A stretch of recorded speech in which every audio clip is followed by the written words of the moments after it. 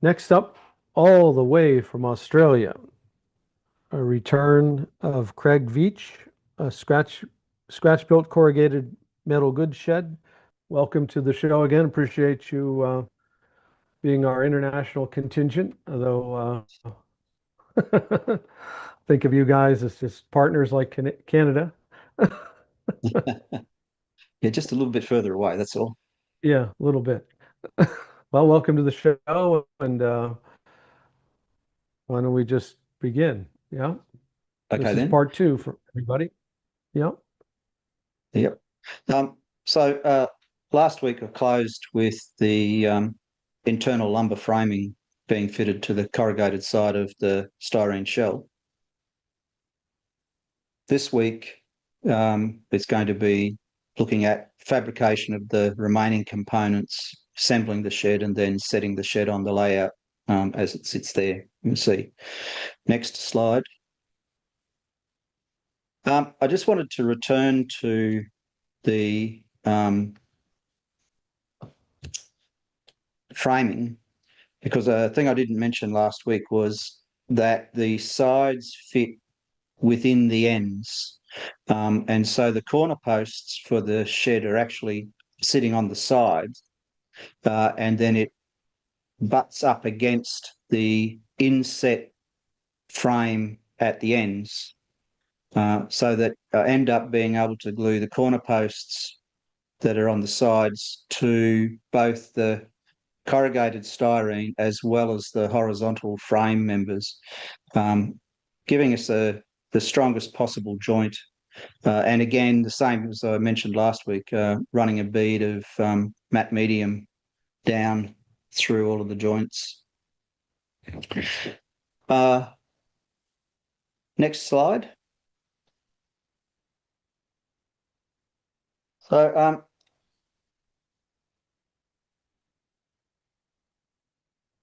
oh, I see. This slide has become two slides. Well, so you can see the corner post now on the roadside wall, uh, and then how that would slot into the ends. Next slide. There we go. I used this little jig to cut the metal sheets for the external cladding. So it allows me to cut them square and to a consistent scale width.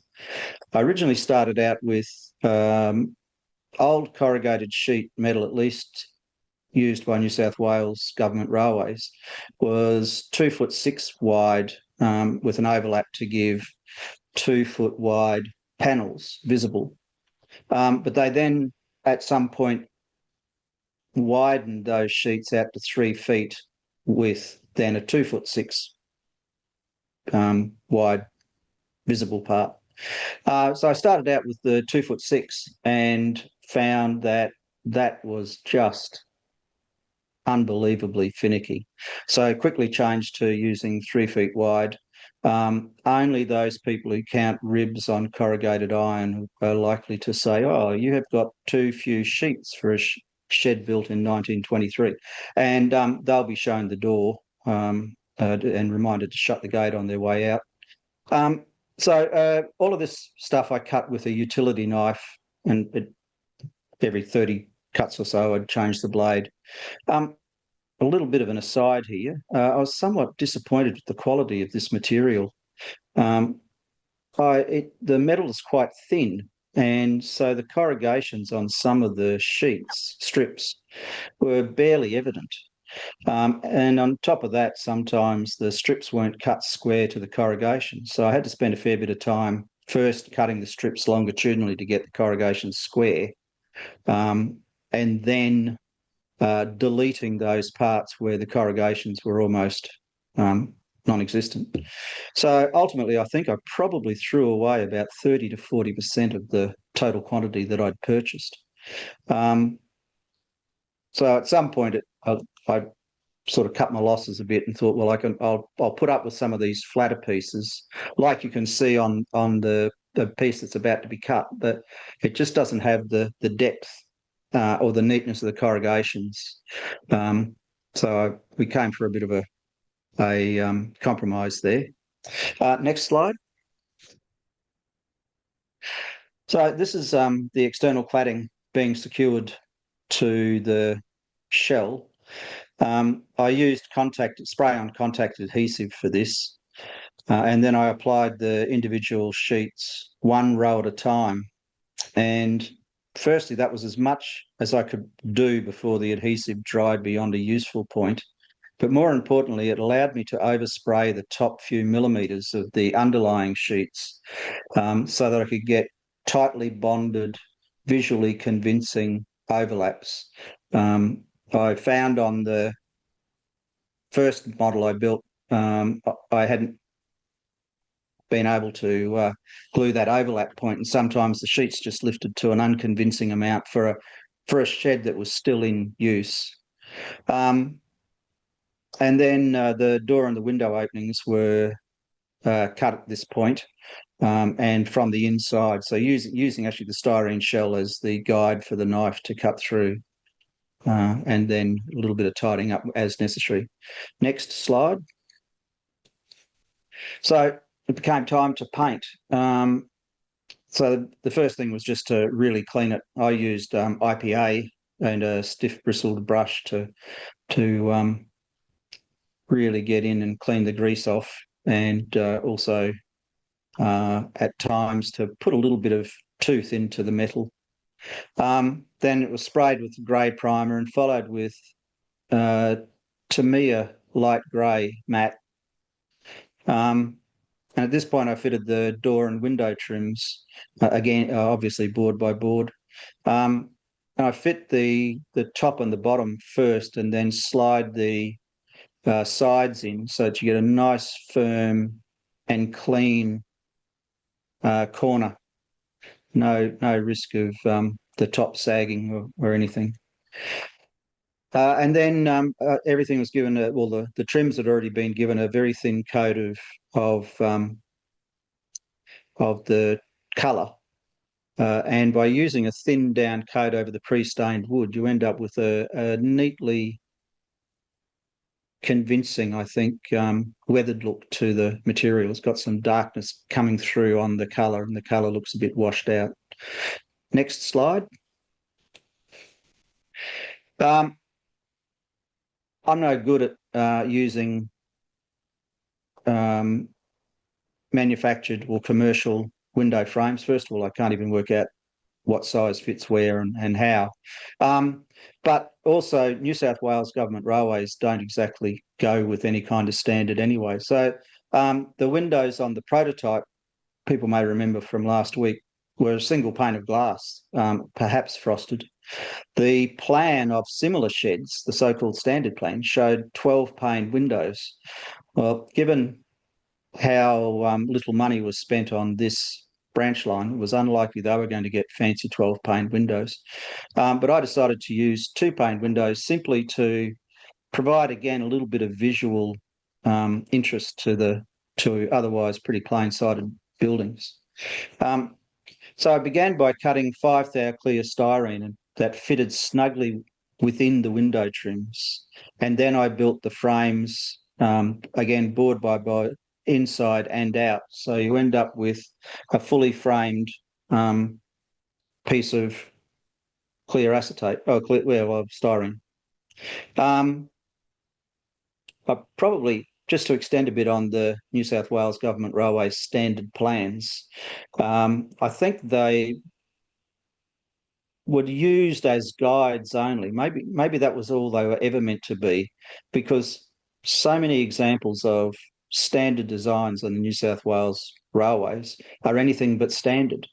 And I think that probably reflects contractors using locally available materials, and perhaps also including or trying to include the local vernacular, either adding brickwork or stonework or a little bit of colour that wasn't necessarily New South Wales government standard. Next slide.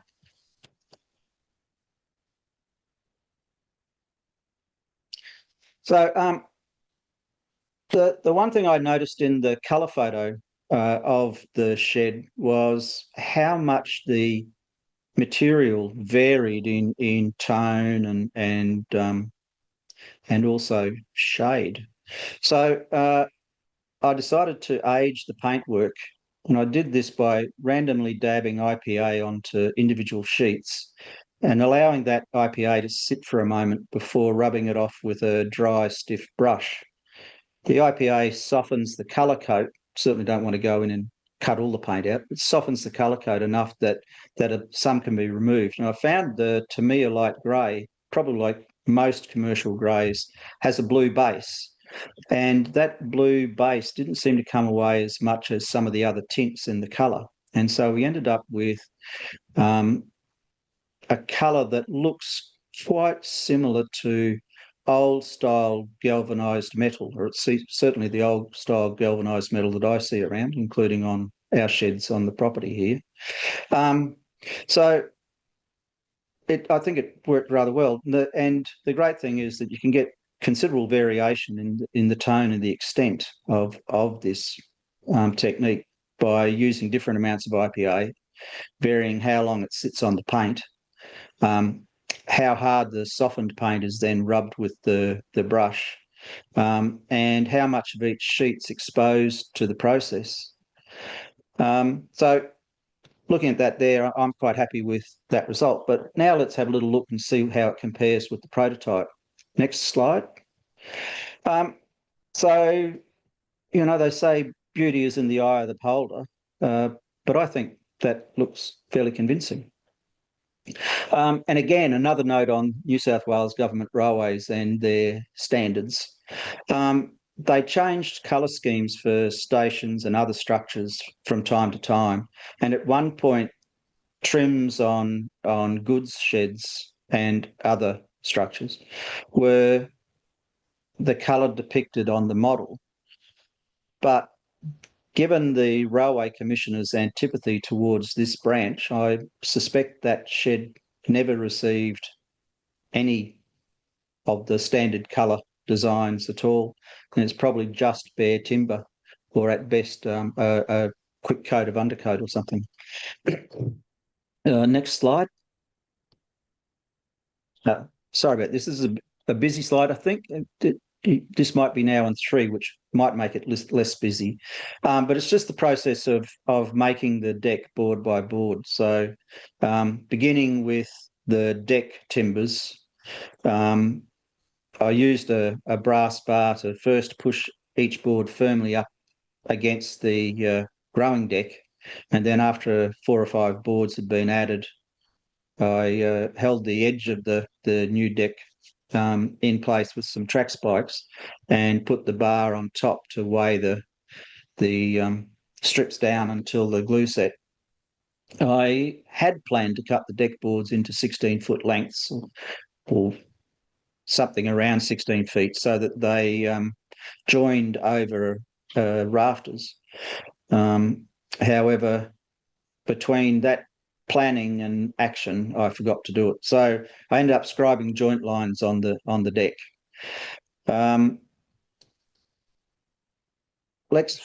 Next slide. Yeah.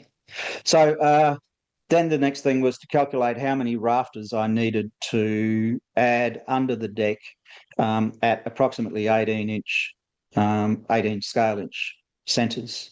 And then I cut a strip of styrene to the width between rafters to create that near 18 scale inch centre.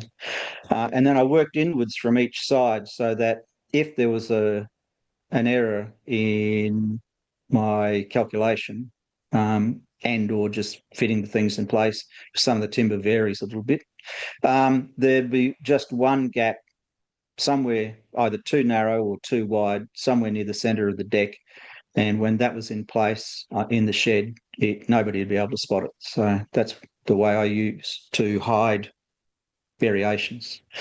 Next slide, which is just 3 bearers, the process of fitting 3 bearers to the rafters.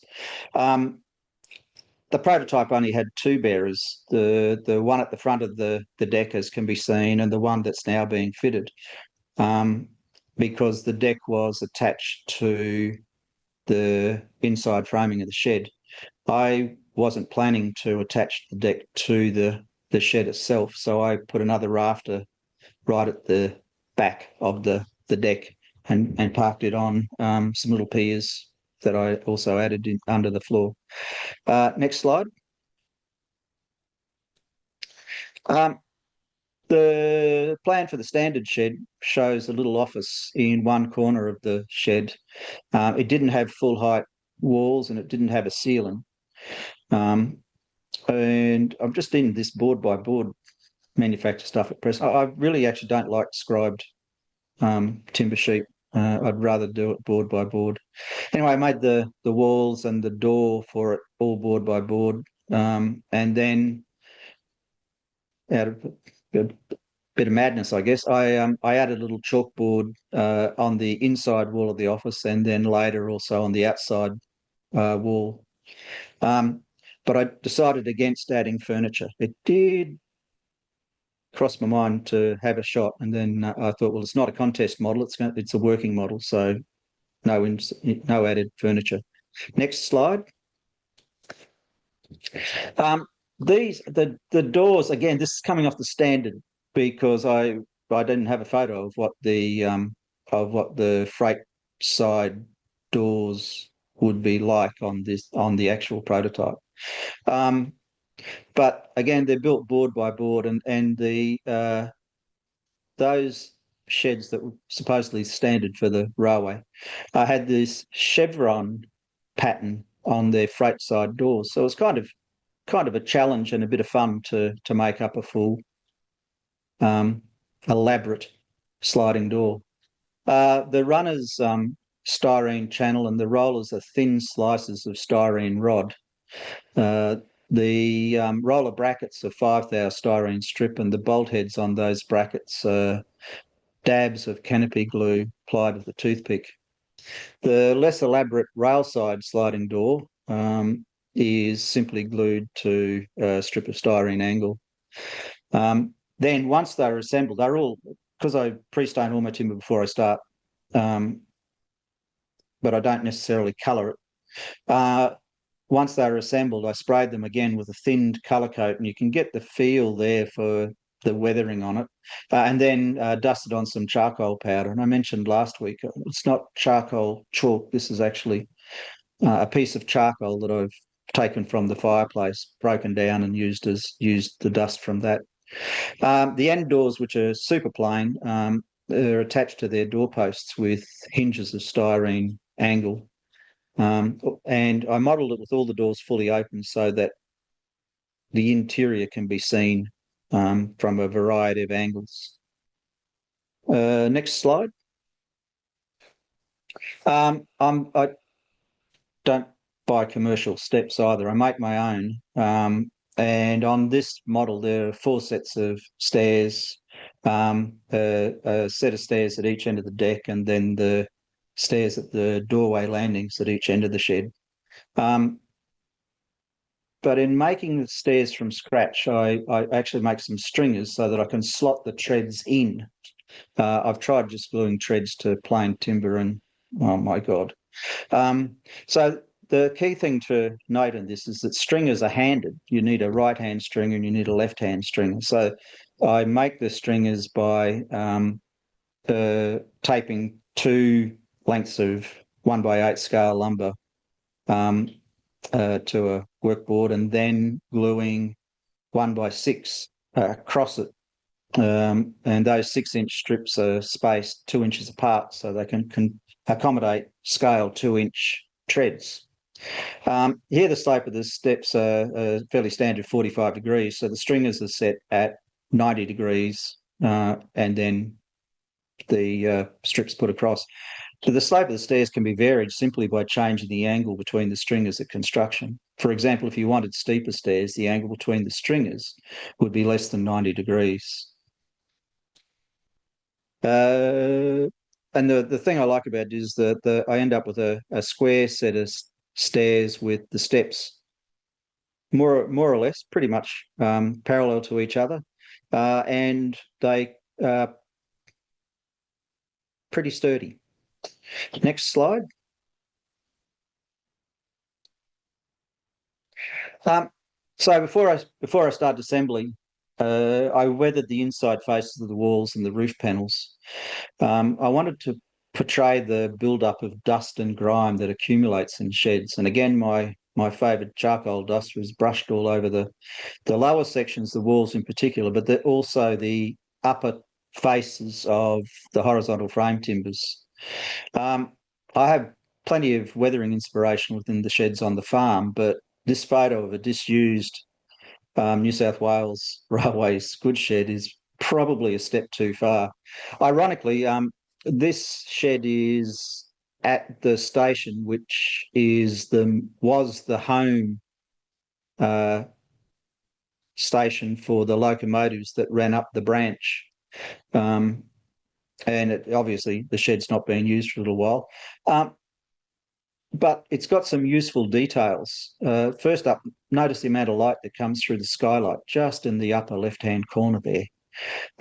And then also the gap between the roof and the wall tops. No attempt to seal this from the weather. And this particular area is at the top of the Blue Mountains, which are about 3 hour ride out of Sydney. And it snows and it gets bitterly cold and brutal winds blow through. So it must have been pretty uncomfortable in these sheds at certain times of the year. And notice also you can see the grime on the walls, so that made me feel pretty good. Notice also there are double brackets between the trusses and the walls, but they're not on the standard plan for the smaller version of this shed. And that the lamps, like the top right-hand corner, are centred over the deck, not over the centre of the shed, as in the plans for the smaller version. Next slide.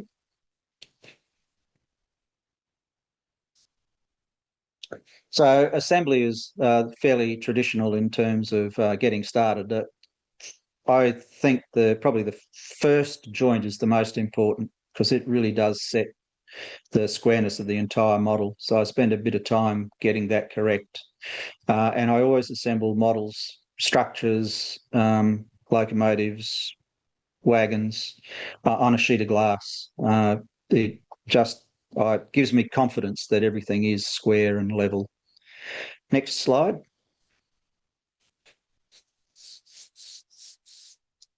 So then we've got the walls are glued to the styrene strips that are on the false base that I showed last week.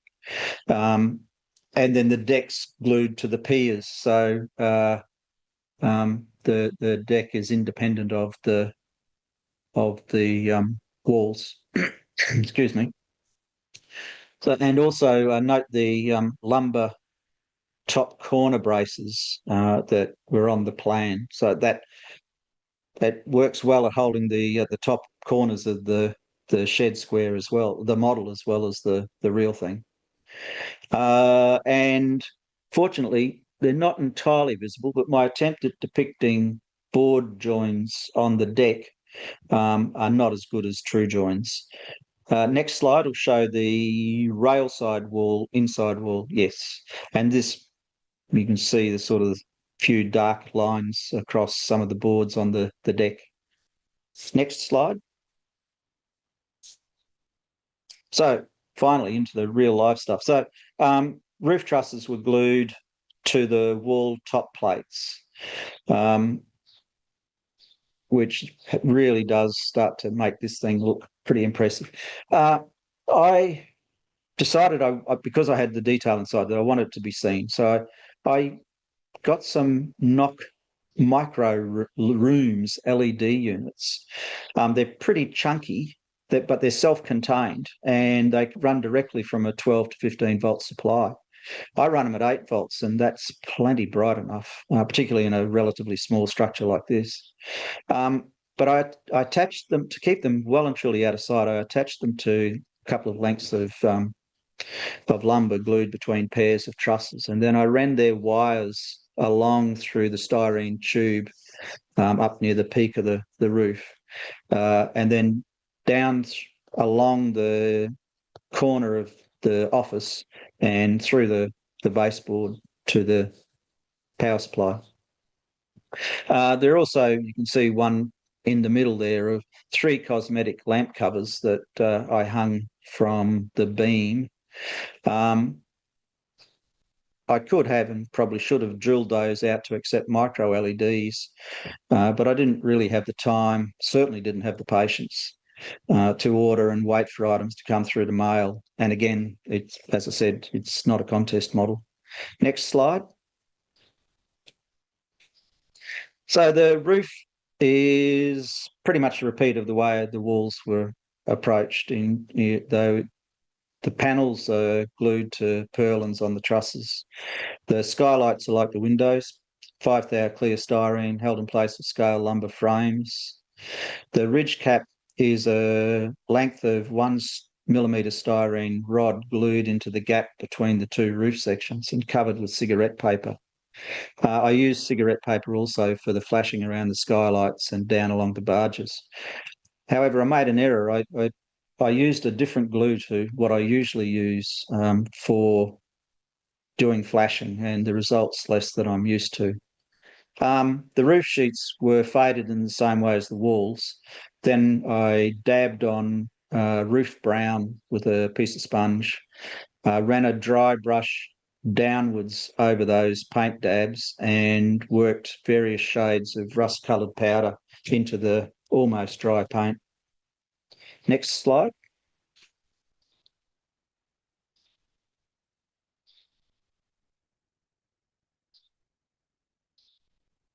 Next slide.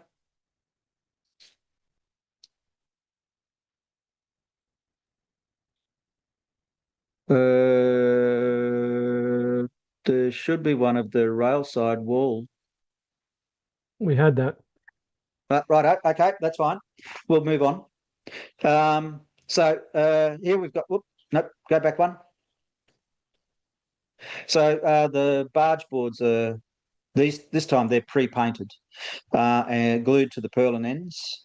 The external deck was actually made for the first shed, but it's based on the plan, board by board. I made it, again, the length of these things seem to vary site to site.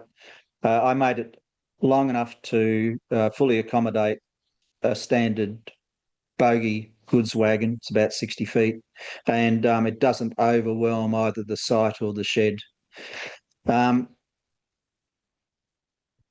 the 1923 signalling diagram for this station showed a substantial external deck, but the photos in 57 and 63 don't show a deck at all. So it was either removed by 57 or never built. Next slide. And this is the other end. The key element there is the little landing, and the steps are glued directly to the body, and again, using matte medium to reinforce the glue joints.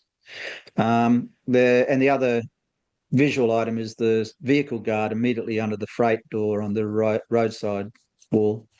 The plan for this size shed only showed a vehicle guard that size, but on the prototype, there's often full-length guard boards along the freight side wall. And in the prototype photo I have from 63, it's just possible that this thing did have full-length roadside guards, but I chose not to proceed there. Next slide. Now for some sort of atmospheric photos. We're at the end here. Here we're looking through the shed from the external deck end. You can see the internal deck on the left and the masonry section under the railside wall, and then the end of the siding off in the distance. Next slide. This shot's taken with an inexpensive mini camera sitting on a flat wagon. The interior details include milk churns that are out of sight here, hay bales, pallets, bagged potatoes, and the shed office with the chalkboard on the outer wall down in the corner there. Probably need to find a model of a hand-operated pallet trolley, so common at the time. Either that or I'll have to make one. And I really probably should add more clutter, such as litter and packing scraps on the deck and along the rails. It is 1980 after all, when the leave it where you used it mentality was common. Next slide. Once I'd got the building in place, I then ran a variety of weathering powders, including rust, earth, and grime, over the entire structure. And then added a bit more ground cover and ballast to settle the building into the terrain. It's not glued down, so when the layout's disassembled, the building will be retrieved intact. I rather like this view along the yard perimeter, looking towards the station buildings and the footbridge. Next slide, and one final one. Oh, excuse me. Um, Here we're looking in the down direction, with the up main to the far right, with the down main beside it. Then an interesting feature on this particular thing that really grabbed my attention for when I was looking around for a model to or a prototype on which to base a model, is that the branch runs parallel to the main line from the station. It doesn't go off the main line after the yard. Um, so the branch is in the centre, the yard loop is beside it, and then the shed siding and what's called the stock siding are the two to the far left. I think the shed sits well within the scene. It's clearly the focus, but it doesn't overwhelm the scene. On the prototype, if we stand at this position, Sydney is 4 to 5 hours behind us. And Bathurst, the first city west of the Blue Mountains, is less than an hour down the line. And so it's probably about time for me to roll along too. So thank you. Excellent model, Craig. Very, very well done. And, Thanks. and picked up three interesting things. I'm sure there's more, but you put the clear acetate in the window opening first, then you put your wood on the inside and outside. Is that right? That's When right. when you're Yep. putting in the window. That's a great technique, so it's not a science project to make a window. You've got a base to glue your wood to, right? Yeah. You know, it's a good technique. And of course, the clever way to make those stairs, the it's 1x6s and 2-inch treads. That's a very clever, I'm going to try that myself. That's a very clever way to make a stair without buying laser cut ones. Yep. And even though it's obvious, it's an overlooked detail, those top corner braces that you put in before you put the roof on. I don't think a lot of people model that. They either forget or don't pick up on it. But another thing I'm gonna add to my structures are those triangular corner braces, which are natural. Particularly if I do an engine shed, I think I'm gonna incorporate that. Yep. And one other thing, tell me a little about those knock. That's the German, right? Knock Yes. light. What? Was ist das Licht? Yeah. Yeah. Well, yeah, my German, well, I got through high school with German, but that's as far as I've gone. Even when I've gone to Germany, I've not been able to use it. Um, they're they're they're little, well, like I said, they're chunky little units. I'm actually looking at the packet here. They're chunky little units. I'll see if I can stick it in front of my head. Um, that come. Here we go. Can we? Yes, there we are. So let me see if I can't get it. No, You'd have right. to turn off. Um, Yeah, there you go. Yep. yeah. So that's the entire thing. Comes sort of with what do we got there? About 6 inches of wire. Um, and the good thing is that you don't have to do anything in terms of adding a resistor in line or anything. It's all there. And as I say, they use them for, you can use them on 12 or 15 volts, DC or AC, and that's it. So I thought, well, that's nice and quick and easy. And their price was actually not vastly different from buying, all the components for an LED and the resistor and everything else. And um, So yeah, they were quick, easy, and in something like a shed where you can hide them way up in the peak, um, quite useful. Very good. Or as the Germans say, ausgezeichnet. I actually speak German. Absolutely. Dankeschön. Very good. That really nice, four great tips there. Do we have any questions from our Zoom crew or our YouTube via text? Any questions? I have a question to do with the weathering of the corrugated steel. Beautiful model, by the way. Um, you said you used IPA. To me, IPA is India Pale Ale. Yes, well, actually, I was consuming IPA while I used isopropanol Very good. on the shed wall. So Okay. yes, yeah. I like it because it dries off pretty quickly, and it does clean grease off. The issue, of course, is I needed to let the contact adhesive properly cure for a day or two before I then cleaned the metal. Right. Otherwise, the IPA, yeah, will eat Just into wiped your it right off. yeah. Yeah. Nice. Thank you. It's a spectacular looking model. And any other questions for Craig all the way from Australia? Well, thank you, Craig, and we hope to have you on the show again with that kind of modeling. A lot of tips there, a lot of things some of us have never seen, and we've been doing this since we were 7 years old. So terrific, terrific segment. Really enjoyed that. Thank you.